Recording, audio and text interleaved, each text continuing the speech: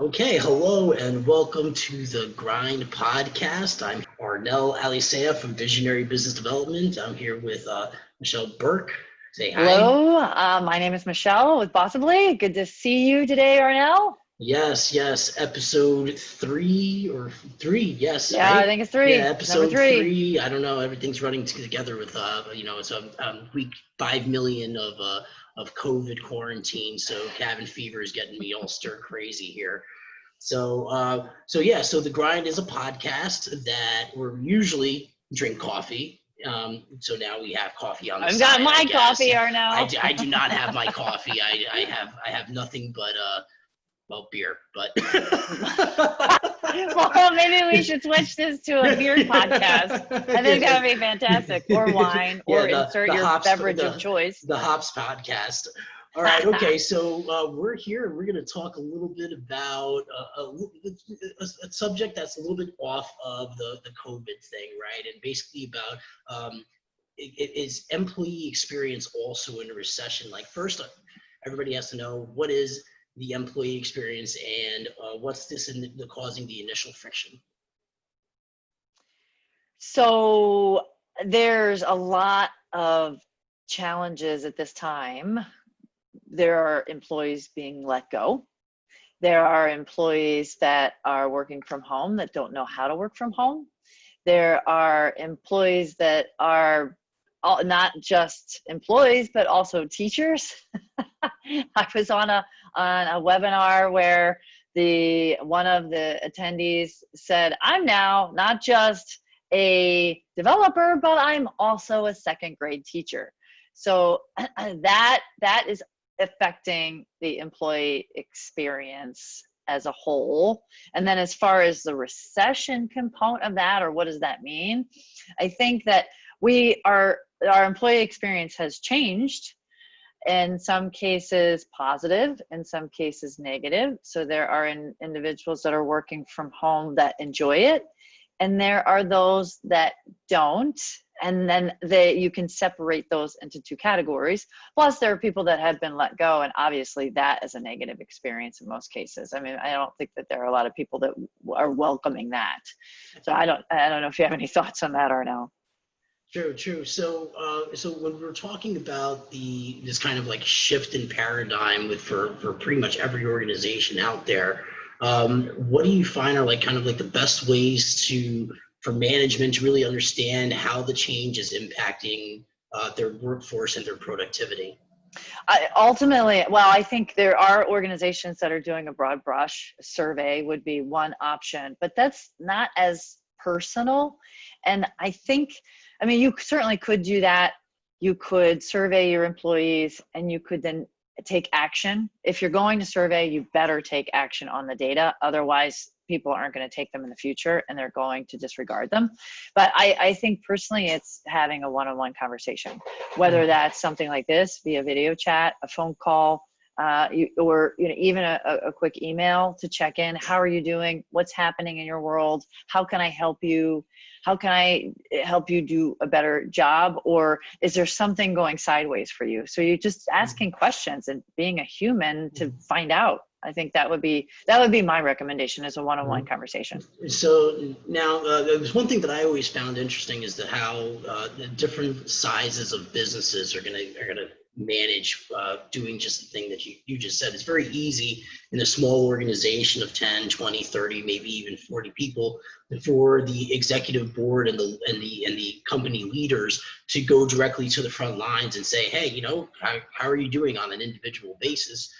And then you have obviously a more hierarchical type of information flow where you have the front lines talk and that one-on-one experience, that in-person experience is actually meted out by the senior managers, and then from there the VP, and then right on up the food chain.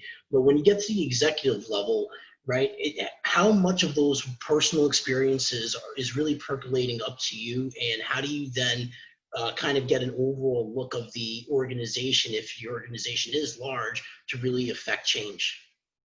Well, and you're talking about, I mean, it's employee size, maybe I don't know, 200, 500 or more? Is that is that what you're thinking? Yeah. You know, we could only build really 150, build and maintain about 150 connections and keep them viable. So anything above those numbers, I would imagine, I would consider to be, you know, a large organization from an employee standpoint. You know, because I usually have like a workforce optimization survey that I put forward.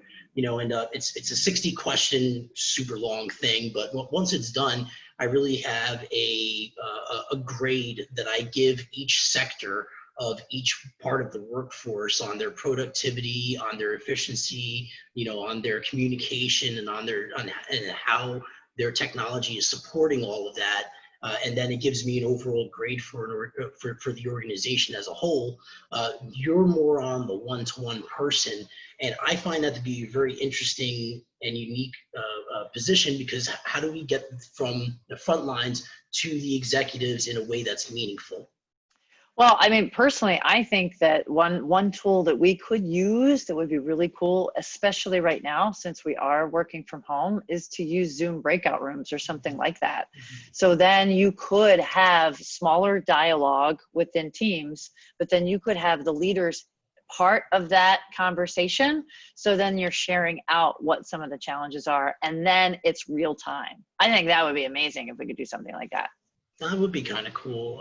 It's interesting because when I think about, it's usually in startup culture when you're creating and focus groups, right? Or you're testing Right. new products and stuff like that, and you always take some sort of elements from each potential audience, and then you know, you query them, and it's blind, blah blah blah blah, but Hawthorne effect, Right. yada yada.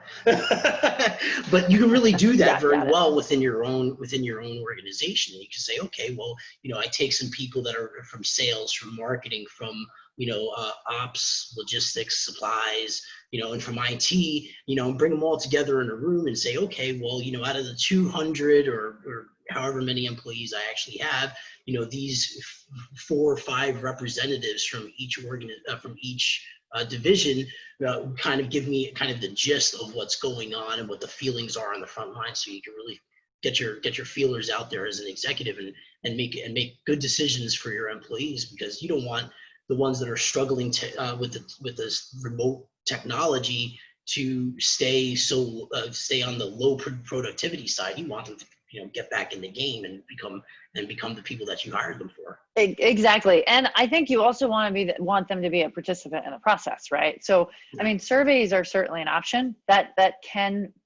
certainly is an avenue, but it's less personal.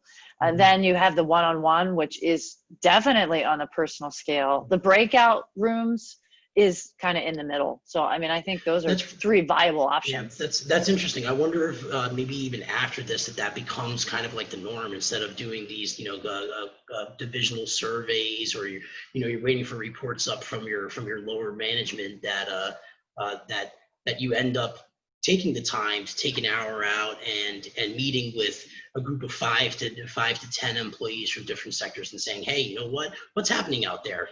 Let me know, and then creating that personal bond between them. And I think that's kind of like a morale type thing too, right?